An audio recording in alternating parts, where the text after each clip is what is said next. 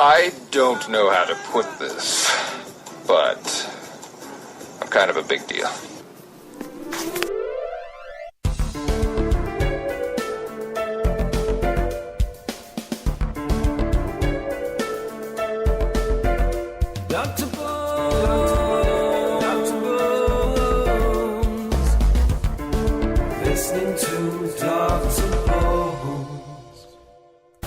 Good afternoon, this is Dr. Bones Live, and since it's Saturday, that means it's time for another episode of...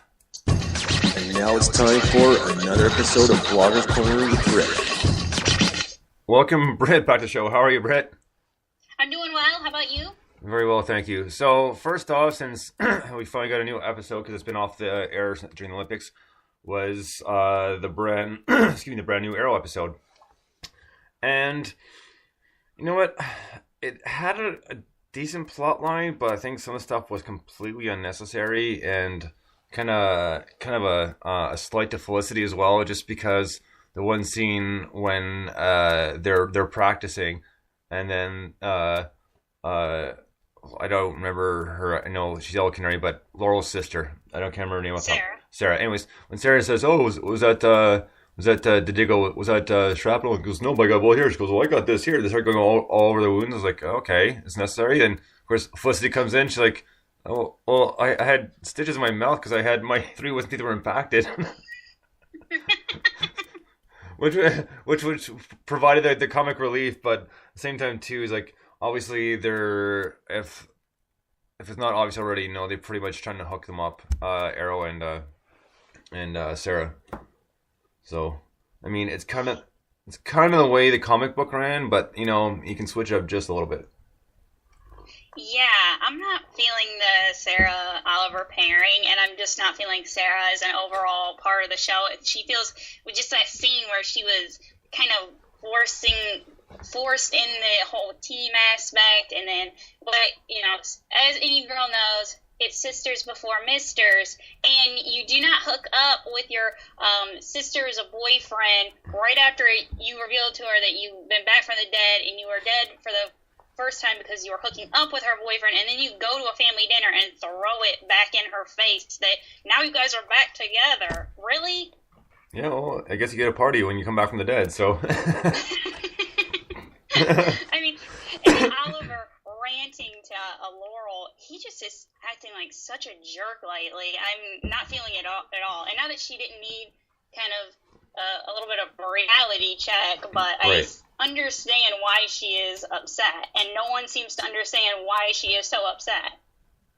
Oh, I'm not sure, but yeah, I mean, you're right. He's been a little bit more, we'll say, critical, but I mean, I guess that's part of the drama they want to create, part of the character, right? So. Yeah, and I agree with you. I really love Felicity, and I'm happy that Diggle is Team Felicity and gave her some pointers, but she has nothing. I am a much bigger fan of her than Sarah, and so the show trying to act like Felicity had something to prove was, it was a bit forced. No, very true. I mean, and sometimes it is like, but I mean... it's kind of starting to get better again. So like little speed bumps here, they're not too bad as long as they don't keep the speed bumps coming too much, because then people will definitely start to lose interest. Because I mean, you can always stray so far before it's like, okay, it's not a bad idea, but I'm kind of getting sick of the idea. It's like it's not really carrying the show anywhere.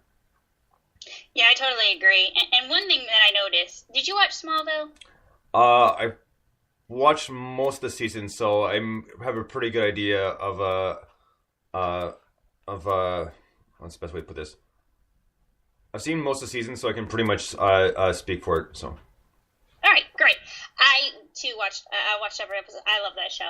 And what I liked about that show was that it took place a lot during the day, and it kind of brought the mood a little bit realistically, because I don't live every day at nighttime a lot, but with Arrow, everything takes place during the nighttime, and it is so depressing. Everything is dark and just it's getting so drab. And I enjoyed with Smallville, they had the farm and had the light coming through the windows, and here it's just like the power is completely out of Starling City.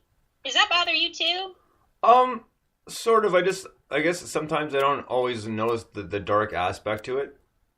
Just because I try to see past it. We'll put it that way. So, but you're right. Smallville was a lot more, we'll say, enlightened, Yeah. for lack of better words. But the Smallville was a good series. Like I said, I do have all the seasons, and I've seen most of them. There's just a few episodes here and there that I haven't seen, but I can pretty much connect the dots to the ones I haven't seen.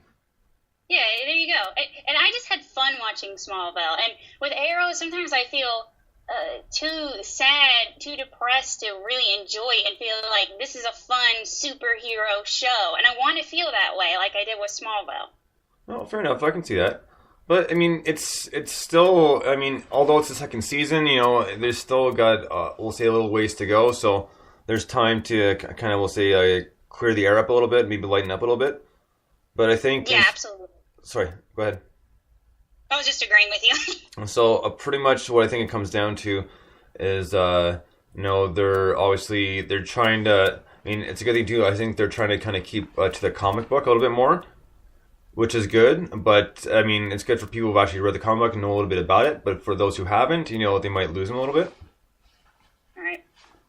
So, I mean, it can go either way. But again, we're not the ones writing the show and so on and so forth. I know. And I hear that, and I know that these are professional people who know what they're doing. I just, as a fan, I just have a few things. Does Sarah eventually die in the comic book so that we might have a little hope that she's leaving the show? Honestly, I can't remember. It's been a long time since I read them. I think so, but don't quote me on that because I could be wrong. And so, yeah, I'm gonna play impartial to this because I'm not sure, I'm not 100% on it. Okay, all right. Is Roy a part of the... Roy is a part of the original? Yes, yes. Sorry. Okay. Because he's Red Arrow, right? So. Right. So, yeah, I know we're not huge fans of him, but unfortunately, like, his character is a lot better in the comic. I mean, he's not as, we'll call, say, useless. Okay. So they kind of give him a bit more, and he's not we'll call it the arrogant guy he is, the character they have him playing in the show. Yes, now he's a raging Abercrombie and Fitch model.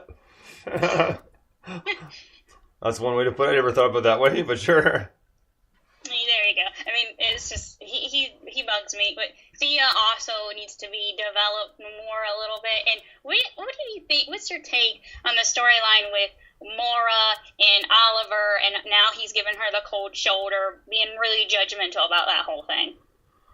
Oh, I think it's just a bit of drama. I mean, really, I think that's all it comes down to, because, like, they need some parental drama for some reason, and it makes it a bit more interesting because, is he gonna be told, or how is he gonna find out about this, and about having a half sister, like, so. I think it's just for added drama because it's a storyline they can play with a little bit. Right. So, I'm not a huge fan of it, but that would be my thinking. Is some of these storylines, even though they may mean like nothing to us or they're kind of boring, I think a lot of it is just an easy storyline they can play with and switch up and go back and forth and make it as dramatic as possible. That's a good point. Yeah, I do enjoy parental drama stories. Like, we're just talking about Smallville, and one of the big stories there was Lex and his father, Lionel, their relationship, and every week you wanted them to have a closer relationship, and then something would happen to put them on different orbits. So that was a really integral part of the series that I enjoyed. So I think they're maybe trying to do that with Oliver and Maura, but it's kind of falling a little flat. Yeah, they're not doing what they could potentially be doing to make it more interesting. Right. Yeah. Exactly. So hopefully next, the way it ended this week, I'm hoping it'll get a little bit better next week, and they may not necessarily touch on a few more things, but kind of expand back to where it should be, where it's like, let's kind of stray away from Sarah a little bit, and let's focus on the other stuff going on in the Glades and that sort of thing. Yeah, I agree. I wish they would have kept the Tommy character instead of he could have been a bigger part of the show than emphasizing characters like Sarah in the second season. Well, exactly. So I mean, it just like I said, just the way they played, and obviously we don't know what they're thinking when they're writing it, but like at the very least, they said for the most part, no, they're sticking to the comic, which is good. So, and the fact that they're able to keep both sets of viewers, i.e., the people who've read it and the people who haven't read it, entertained, interested in still watching it, then obviously they're doing something right. Absolutely. So, stepping off that, it's going to move into a little bit of rock news, we'll call the mainstream rock news. And we talked briefly about this before we got on the air. Courtney Love is being sued again. Well, there's a surprise, but this time it's not someone off of Twitter for defamation, and it's not a landlord or the music industry. This time it's a psychiatrist, and yeah, apparently she's needs to back pay $50,000 from about a year ago when she was taking counseling. Oh. So I'm surprised she's not still in counseling, but that's just me. So. Well, maybe she switched providers. Yeah. I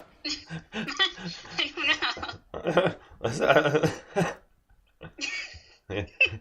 Forget Sprint. I'm going to Verizon. You know. Exactly.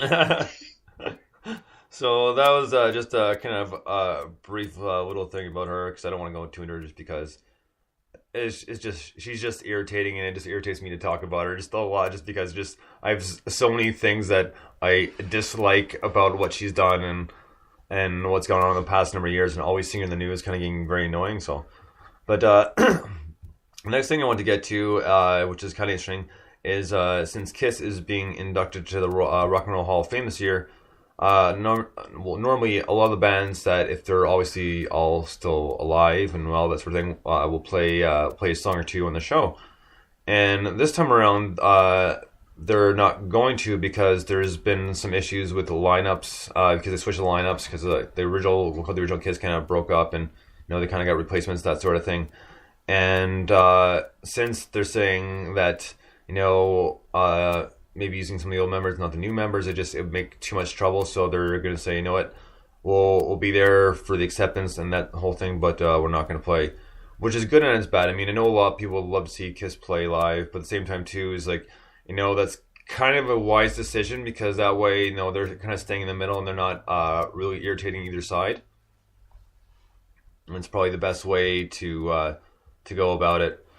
So, I have seen Kiss, so, I mean, obviously not for something that big, but I've seen Kiss before, and they do put on an awesome show. Very cheeseball, very great cheeseball, but really cool. I mean, that's what Kiss is. I mean, I'm not going to say they're amazing musicians, but they're not horrible musicians. So we'll say they're right in the middle, but their business sense and the whole stage setup is, it's very brilliant. I mean, they definitely knew how to market themselves. And they did such a good job, so definitely hats off to that, because, I mean, you can pretty much get anything Kiss right now. That is true.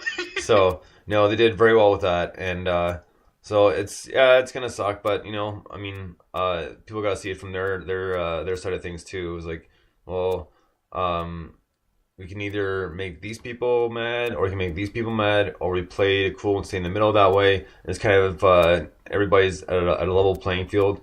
Or they're both at the same, like we'll say, level of irritation. Yeah. So, so that was kind of disappointing. But on to the next. Next up, Soundgarden is coming up on their 20th anniversary for their pretty much we'll call breakthrough album, Super Unknown, and it's plans to be a 5-disc re-release with like videos and just like songs, some rarities and that sort of thing, and some songs like when they were demos and that sort of thing. So that should be pretty interesting. And on the Soundgarden note as well, they will be playing the iTunes Festival, and they will be playing Super Known in its entirety. So if you're lucky enough to see that actually be a really cool show to see. I have seen Soundgarden in the past, actually, when that album came out, and it was really cool. But that whole album itself is for Soundgarden was groundbreaking, because there's so many different changes, and it's still Soundgarden, but no, there's so much involved, and it's one of those very intricate and difficult albums, meaning that no, they did a very good job with it, and they had unfortunately haven't made albums like that since, but it was a very good album. And the thing that's cool about them, it's one thing I've always appreciated about Soundgarden, is their drummer, well, their ex-drummers with Pearl Jam, and has been for years. But Matt Cameron, he's one of the few drummers who can play an offbeat timing and make it sound awesome. And that's one thing I loved about Soundgarden, is a lot of the drumming was offbeat, but it made it work and it sounded amazing. So that was one of the things. And that album in general, just like especially the way it kind of flowed, just because there was like so many different ideas throughout different songs. So obviously not all albums follow a certain theme. It's all a matter of arrangement of how they think it should sound and how they want it to sound, that sort of thing. But there's just so much involved, and it's kind of a dark album, to be honest with you. But that aside, it's still an amazing album regardless. I mean, if you can get past the kind of dark part of it, depending on what you like, it's a very, very good album. And if you don't have it, I definitely suggest picking it up. Although their newest one, not a huge fan of, and I don't think it was really worth it for them to do a comeback or do a reunion tour, but that's besides the point. So make sure you check that out when it comes out, because that's definitely one thing I will be picking up for sure. Next up, Beck has got a new album coming out, and he'll be streaming it for free. And that's in the next few days. You can find the link on Rolling Stone. And, you know, I loved a lot of old Beck stuff, but the new stuff, it's alright, but I'm kind of lost a little bit of interest. So, I mean, I haven't heard any of the new stuff yet, and I'm pretty sure the stream hasn't happened yet, but I'm going to try to check it out and see if I can make it through a few songs, see if he's, I don't know, made any changes, made any changes to the style he's been playing, and see if he can stand out a lot more. So that's it for Beck. And then Sub Pop. So Sub Pop is a record label, and for all the early 90s grunge fans or children of the middle 90s, at least when they were in high school, i.e. me and a whole bunch of other people, Sub Pop was the label that Nirvana started on, that Soundgarden started on, Alice in Chains. So pretty much the whole grunge scene started with Sub Pop. Other bands like Mudhoney, Screaming Trees, that sort of thing. So, but what they're planning to do is, since they're Seattle-based, they are going to be opening up a Sub Pop record store in the Tacoma International Airport, where you'll be able to pretty much buy anything from the label's catalog. They'll have like essentially like a computer setup, or an actual catalog setup, so you can go through and kind of pick what you want. And they're looking to hire a manager right now. So if you're close to the Tacoma Airport and you know the Sub Pop catalog, be sure to hook up with them and see what they can do for you, because it might be interesting. How long it'll actually last, I'm not so sure. I mean, like, Sub Pop is cool, like, and they put out a lot of good unknown and grunge bands, but was dedicated to just one label. No, it's a good and a bad idea. So we'll have to see how that turns out. Very interesting. Are they going to take on new artists? At this point, they haven't said anything about taking on new artists, because they've been having somewhat financial problems in the past 5 years or so. Obviously, they're doing better because they're opening up the store, but I haven't really read too much about them opening up for any new artists. But it is possible, and I mean, they are a label, so never say never with that one. It just depends on, I guess, what's in and around the area, because, like I said, they're local to Seattle. So. Oh, okay. Well, that'll be interesting then. And the other band who's going to be releasing some rarities and demos, again, not a huge fan, but could potentially be interesting, is Green Day has planned a special release, and what they'll do is they're putting it's 18 rarities and demos, that sort of thing. Previously unreleased tracks, kind of remixes, demos, that sort of thing. So we'll see how that turns out. I'll let someone else buy it first and listen to it that way. Then I'll decide whether I actually want it or not. And I think that's about it. I think there might have been one more thing. The South by Southwest Festival in Texas this year. The animator who animated the Beatles cartoon and helped out with the movie Yellow Submarine will actually be at the South by Southwest Festival this year, displaying some old drawings and that sort of thing from the cartoon and the movie and some of his own artwork. So if you're going to the festival and in the Texas area, I would suggest going to see it because I think that'd be actually pretty cool to see myself. Very neat. Yeah, that is exciting. I've always wanted to go there. That's a very, very cool festival. Yeah, I've heard so much about it, and I've actually interviewed a couple bands about a year ago that were at the festival who played the festival. So I've heard good things too, but I'm just not sure what the likelihood of me making it to Texas is. So It'd be an experience. I mean, it would be fun. It is fun when you watch PBS. Well, sometimes do you guys get PBS in Canada? yes, we do. Okay, great. And so I'm sorry. That probably sounded very ignorant.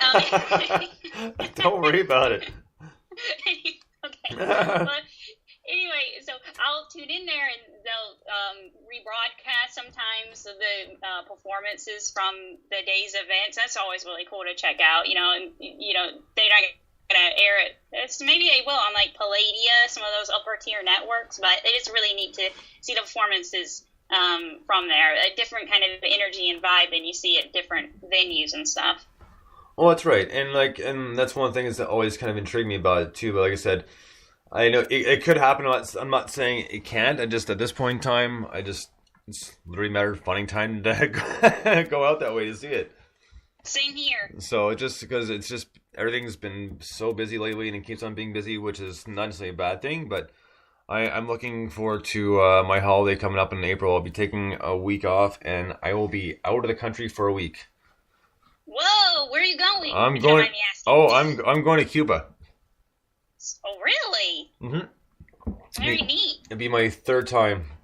I've gone to 2 different places in Cuba. I've gone to Veradero and Cay Coco. This one place is called Holguin. It's pretty much the south tip of the island. But it's one thing for the past 4 years or so. We've been doing family vacations, that sort of thing. So, and this year it's Holguin, Cuba. And I'm looking forward to it because I wouldn't mind 30-degree plus weather in the sun instead of minus 24, minus 30 degrees and freezing cold. And it's an all-inclusive, so you literally don't have to worry about a thing. Pretty much your hotel, airfare, everything's included in one price.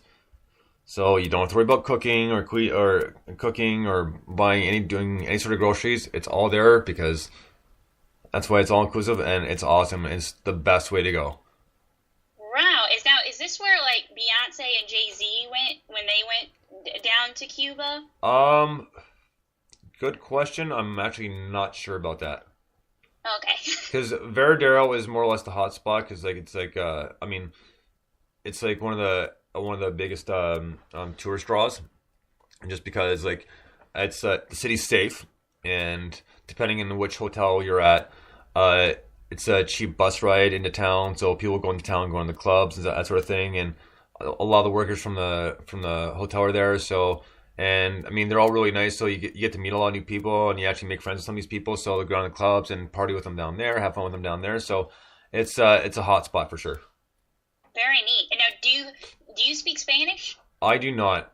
I'd like to learn, but it's one of those things. I have a whole bunch of CDs, and I'm kind of learning slowly but surely. But it's just one of those things that you got to find someone who speaks Spanish, because it's one thing to study it and being able to speak it, but being able to converse is a different story. Wow. Yeah, I can't. I try to listen. I watch a lot of Spanish language films, hoping that it will rub off on me some way.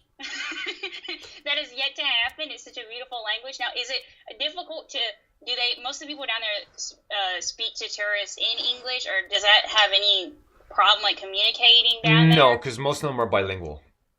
Oh, neat. Because it's pretty much in the we'll call it in the resort hierarchy. Pretty much people at top, so people who work the counter or they work at the bars, that sort of thing. Most of them speak good enough English to get by. But then but when you go lower down the chain to maid service, cleaning, that sort of thing, they don't know as much. So you don't always have to communicate with language, because hand gestures can say a lot too. Provided you know how to make the right hand gesture and don't offend someone. So. Oh yeah. I'm not suggesting that will give them the finger or anything like that, but there are different gestures that in different cultures means something extremely rude or that sort of thing. So you got to be careful. Yeah, somebody recently told me about a hand gesture that meant something here that means something completely different in Europe. It's very interesting to learn about the different, customs and different stuff. And it's so true that body language is kind of this universal language we all share. That's so it's right. really interesting how much that kind of fills in the gap sometimes. Well, that's right. And you know what? I can speak a little bit, but I'm not going to say I can speak enough to get by because I can't. It's one of those things. More or less at this point, I can understand a lot better than I can speak it. But even sometimes, I'll listen. I'll ask the person to repeat it because I kind of have an idea, but I'm not 100% positive. So, but I can go up and I can ask for some drinks, not just beer, and like have like a little mini conversation. And sometimes I'll have to stop saying, you know what, I either I don't understand or I don't know the word. So in English it means this. And usually the time they're like, oh, okay, well, it says in Spanish. Awesome, thank you. So it's one of those things, like. And I let the person know before I start speaking to them that, my Spanish is, it's not that good. And most of the time, they're fine with it because they want to help you anyways. Oh, well, that is very cool. Now, do they put umbrellas in your beers? No. in obviously the free drinks like margaritas, not margarita, but was it what's that one? It's like local to the island too. But it's a well-known drink across the board, and right now I'm blanking on it. Anyways, point being, so they'll put umbrellas and that sort of thing, but usually when you go to these all-inclusive resorts, you want to bring your own mug because there's no limit. Whoa. So yeah, well, exactly. That's the point of being all-inclusive, right? So it's never ending, essentially. So usually what we do is we bring the coffee mugs, like the Contigo mugs. The ones you can buy like Myers or something like that, or like Walmart, but they'll keep something cold or hot up to 12 hours, and they even have lock on them, and you can get they're I'd say maybe about 20 ounces. Whoa. So yeah, so you can imagine that it's like, all right, fill them up, Right? Yeah. There was like this cup. I forget the gas station, but they were giving away these cups, and that you would be able to refill your drink the whole summer. And there was this huge craze about it, and people were selling them on eBay. Really? To have this cup. Oh yeah, it was this huge deal. I think it was probably like 2 summers ago, and there were kids competing with each other. I had this many cups, and all of it was for the joy of free refills and what people will do. And you're having all of this bottomless drinks down in Cuba. But it wasn't the big gulp, was it? No. Okay, Yeah, so- I'm completely blanking. That's all right. No, it's big gulp was from 7-Eleven, and that thing was massive, and that held wow. I'm not sure what's 2 liters in ounces. Oh yeah, I'm blanking, but we'll call it the regular full-size bottle of pop. Okay, Gotcha. that's what these mugs would hold, and Whoa. people would fill those with pop, and they would just disgust me to no end. I was like, how can you drink that much in one sitting? That's nasty. That's my only vice is Coke. I will drink Cokes and drink them. And I drink a lot of water. I used to be really bad when I was younger, but now it's kind of leveled out. But when I see a big gulp Coke, I know what you're talking about with the size of the big gulp. This gas station cup was similar to the big gulp, and then the gas station gave it a special name, and I don't remember.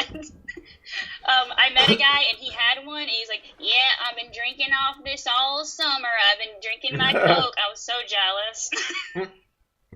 Well, no, there's nothing wrong with pop. I drink Coke too, but just seeing like something that big. I can justify it more if it's like can after can or 20 ounce after 20 ounce sort of thing. But with that much, it just like I don't know. It just That is true. And plus, when you get down to the bottom, I was at the theater the other day, the quality, as you get down lower, I would like to drink in smaller quantities and have it fresher than when you drink a whole, you have that big portion already leveled out, and then it loses its fizz and content over time. Absolutely. No, that's a good point. And that's the same thing with the big gulp thing. We go flat after a while because, it's it may have a lid on it, but it's not sealed tight, right? So the fizz or whatever is going to escape, so it's going to get flat after too long. So Exactly. one more thing, and then we can move into your blogs this week. Tonight is another new episode of New Music Saturday, and tonight we have an exclusive preview, and I was super stoked when I got the email this week. And Steph from the Dead Sea Navigators sent me some new tunes that we're going to debut at least 2 of them tonight. So I'm looking forward to people hearing that, because I was really excited, because he told me it'd be a while, and then I got the email. I was like, oh man, like awesome. I've been looking for this forever. Awesome. They're great. They're really talented. So that's going to be a lot of fun for you guys to check out. So I'm really excited about that. That was pretty much the highlight of the week, is getting that stuff from Steph. So Steph, if you're listening, buddy, thanks again, and be sure to listen tonight, because they will be the first up on the roster, and we have quite the big roster tonight. Actually, got a lot of bands to get through, which is going to be it's going to be a really good time, and I'm really looking forward to it. You got a few new songs from She Was Loud, who, by the way, actually have finished up their EP and will be on for an interview within the next week or so. And it should be interesting, because since they are in Australia, they're 14 hours ahead, and they want a night interview. So it'll most likely be on a weekend, and probably around 6 o'clock in the morning. So I have to make sure I get my sleep that night, because it's going to be an early morning to do the interview, make sure I'm wide awake for it. So that'll be fun. So tonight, just a few of the bands that'll be on the show, besides the exclusive preview of Dead Sea Navigators. We have a new one from the Ursons again, and another new band called App, another band called Sinopia, another new one from Casual Agenda, who just sent to me the other day, which is really cool. I didn't know it was coming, so that was awesome. Broken Wit Rebels, Vendettas, World 5, so Dirty Cakes Band. So we got quite a few coming up tonight. So it's going to be a good time. So on that note, we're going to move into your blogs. Britt, what have you been working on this week, and what do you have coming up? Well, this week on Monday, I posted the highlights of the Olympic Games. So I don't know if anyone else is Olympic out, but I have yet to watch the closing ceremonies. I'm planning to do that this weekend. But the great news was that I thought I had missed the Tanya and Nancy documentary, and in fact did not. It was included in the closing ceremony DVR grid, so I did end up seeing it. It was very interesting. It was very cool. Both ladies talking on that one, as opposed to the other documentary I'd seen. So the highlights for me, and my sister and I cannot stop talking about Virtue and Moyer. The ice dancing team from Canada, so they were definitely one of the huge highlights. So I went down through a lot of different things. Mostly it was skating, partial to that, but so that was fun to write up about. And then the other thing was the Sonic Assembly, which is the feature of 2 or more artists. We had Ice Crystals, which is just really cool. Girl band, kind of. The Yeahs, and they have like a lot of different influences. I was reading about them on their Reverb Nation page, and it was really, really cool sounds. I really enjoyed it. It had a little bit of everything in it, and that you could feel that teen spirit, if you will, that idealism coming through. And then the Dell from that band is also in iScat. iScat. Yeah, thank you, iScat. I was just trying to figure out how to pronounce it properly. My bad. And those are a really cool group, too. So she's got 2 really great things going on for her. And they have this, I would call it nocturnal vibe, very, very neat. It was cool to listen to. I really enjoyed it as a kind of, they were able to bring some visualization. You could feel what they were talking about, and the music kind of took you to this other place. I really enjoyed that. And then Tom Tree, who is the bassist for Kismet Writing, who's the Grimsby-based band. He's doing some solo stuff, so kind of talked about that. It's on his SoundCloud, and put the links up to that. It's more folksy and kind of acoustic to the high-powered psychedelic rock that Kismet Writing does. So that was very neat, so I was excited to do that. And all really great talents. And then I put up the film review for Philomena, which is nominated for an Oscar. Have you heard about this movie? I've heard about it. I just don't know a whole lot about it. Okay, well, it's based on a true story of Philomena Lee, who is this older lady who was from Ireland, and she ends up, her dad abandoned 50 years ago, but not 50 years from now, but 50 years ago from when the film takes place.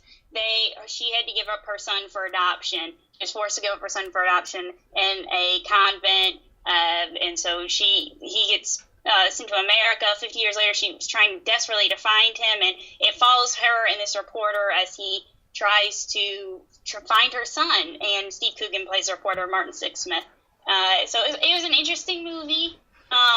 Very important topic, to discuss. But as a road trip movie, it's not a road trip movie. It's definitely if you're expecting this sweet kind of, I was thinking it was going to be this older lady played by Judi Dench and Steve Coogan kind of going back and forth and having the, bonding experience by being on this road trip. But it doesn't quite play like that. It is an important movie about being true to yourself and kind of having to deal with the fact that you feel different than the world that you're in and how you have to kind of mesh into society. That's one of the things I took away from it. But it was interesting. I personally, it was interesting. If you've seen The Trip with Steve Coogan, it is nothing like The Trip. This is not that kind of trip. And then I'll have some more reviews coming up. 3 Days to Kill with Kevin Costner. Have you heard about this movie? Yes, I have. Okay. It is a good movie. It is not Taken.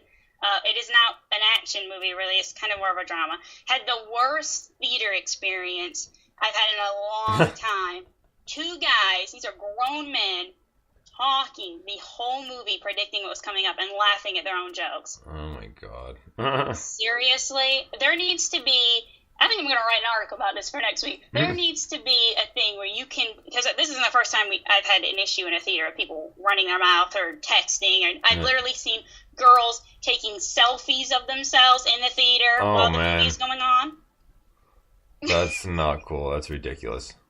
It is ridiculous. And then they were confronted and threatened to knife the confronter because they were asked to please stop taking selfies. Oh, my God. So they were cray. And so wow. Yeah, so what needs to happen, I think, is a system where you can text the theater and say, I'm in, theater, blah, blah, blah, and the person in seat blankety blank is running their mouth and disrupting the theater, and they need to come in there and eject these people on out of the theater. Yeah, well, no kidding. I mean, I haven't had too many run-ins. Normally, I might pipe up here and there and say something, and one time, I was extremely irritated with a certain patron, and they're on their cell phone, laughing, blah, blah, blah, and doing all that fun stuff. And normally, I'm not this crude or rude, but I pretty much turned around and looked at the person, because they were about 6 rows back. You'd take them out, obviously, because the light's shining on the phone, and told them one more time with that phone, and I'm going to stick it somewhere very unpleasant. So, and then now to peep the rest of the show. Oh, really? Yeah, not a word. See, my experience is that they just get louder, and they think they have every right. I went to see the Paranormal Activity 2 years ago, and there were these two kids in there talking, texting, taking selfies, went to theater management, said, you guys got a person in there talking, running their mouth. They need to be brought out of the theater. And their response was, we're not going to do anything. They're interacting with the movie, and that's what they want people to do with that movie, is interact and disrupt other people's experience. Wow. I was, seriously? So normally when they're confronted, they become very violent, and it's unpredictable. And the only time I've seen something like that happen worked out was going to see the Keanu Reeves, Sandra Bullock movie. I think it was called The Lighthouse. Okay. And someone was running their mouth the entire movie. They were just running it. And finally this guy just goes, "Shut up!" And you could have heard a pin drop. And they're like, you shut up. And the guy comes back and I was like, no, shut up. And he starts to stand up. And then that person got really scared and they left. that was the only time I've seen that actually a confrontation work out. Because normally these people, if they're so rude as to run their mouth during the movie, they do not care enough about you to stop when they're confronted. Well, that's right. Exactly. And that's essentially what I did. Because I turn around and yelled at the person, and then he kind of looked at me, and then that same thing I started to get up, and he slunk down in his chair and didn't say a word the rest of the movie. Like, because for at least not in all cases. But for guys, the stare down is a big thing, and pretty much, if you can stare the other person down, they will back down 9 times out of 10. Yeah, that is true. I know it sounds a little ridiculous, but a lot of times it's all in the stare down, So the Clint Eastwood eyeball. Oh, essentially yes. So doesn't work all the time, but 9 times out of 10, people will back down like oh. So, but I mean, it shouldn't have to come to that in general though. Just as pretty much what I'm getting to, because I mean, like, I don't get why people have to be so rude, especially in theaters, because I mean, not just everybody in there, but they paid good money to get in there. Going to see a movie isn't cheap. Very true, and you're disrupting someone else's experience. What do you lose by shutting up and just enjoying the movie, as opposed to running? If you want to have a running commentary, go home, watch, wait for the movie to come out on DVD, watch it, and then you can have your little, heart out to your content. Well, that's right. Actually, speaking of which, the show hasn't been on in years, and this is an older show, not too old. Let's say like middle late 90s. Do you remember a show called Mystery Science Theater 3000? Yes, I remember. See, that was one of the funniest shows ever, because they pick really bad movies and then make fun of them the whole time, but it was always very entertaining because it wasn't one of those things where they had to be crude at all. It was just flat out funny, and I always enjoyed watching that because some of them were so funny, and some, like, I still remember like watching some of the lines just because they were that funny. They stuck out that much. They did one Japanese film and old film, and someone like a Godzilla, and you see a couple of guys talking. And he's like, no, wait, guys, I'm bald. And they start running away. And the topic is like, no, guys, I'm bald.